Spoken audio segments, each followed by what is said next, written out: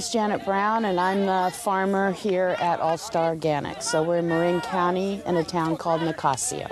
And we started about 13 years ago to terrace the hillside behind our house and put in an heirloom tomato vineyard. We decided we were up to expanding, and we leased these 12 acres and expanded the heirloom tomatoes, but also began to take on lots of crops we'd never grown before, like peppers and melons and heirloom pumpkins and zucchini and eggplant. Pretty much everything we do here is fairly human scale. I think that the hallmark of the sustainable system is that you're working in harmony with nature's processes, and of course you're following the organic rule, not using any prohibited substances. That's the don'ts. The do's are far more complex on how to maintain soil fertility year after year, and to also be adept enough to link what you're growing to the markets proximate to you.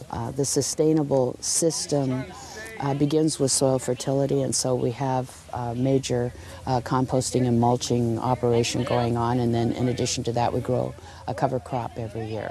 Other than that, you can see we're surrounded by a spectacular natural setting, and I don't think we could ever survive without the flocks of birds that are combing the rows constantly for us and really doing immense cleanup. So all that put together makes for a pretty nice little system. Knowing where your food comes from, shortening the distance food travels from field to table, is an awfully simple thing to do, but it's something every human being can do.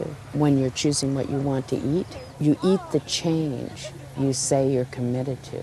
You seek out and eat the food that embodies the values you say you support. And if you just do that, if every mouthful of food you take embodies the values that you believe are needed right now, need to be brought forward right now in the world to make a change, it'll turn out, because there's 6.5 billion of us munching away every day. One thing people need to dig down deep and ask is if they have the resilience of mind, like to go out on a field all day alone, day after day.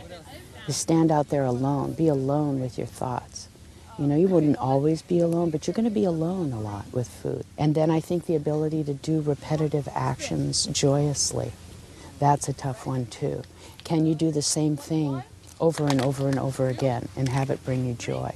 Maybe you don't do the same thing every day, but you're going to do the same thing every year. How can you bring joy to that action and joy to others as you do it? That's part of what it takes to have a culture that can sustain itself. There are times when you find you're fascinated with what you're doing, and all you're doing is opening up a shell of a bean and looking at what's inside. And then there are other times when you're doing something that should be interesting and you think, this is too slow, this response is too small. I think that's the problem with responding to sudden global climate change. The problems seem gargantuan, but the answers are inevitably so modest and small, like taking one child's hands, leading them into the garden, showing them the seed in the cup, learning how that happens. Every single human being needs to observe that. And it seems like that's too small a thing to do with the urgency of the problems. And yet it's these small human scale responses that are the only thing I've seen that embody the answers.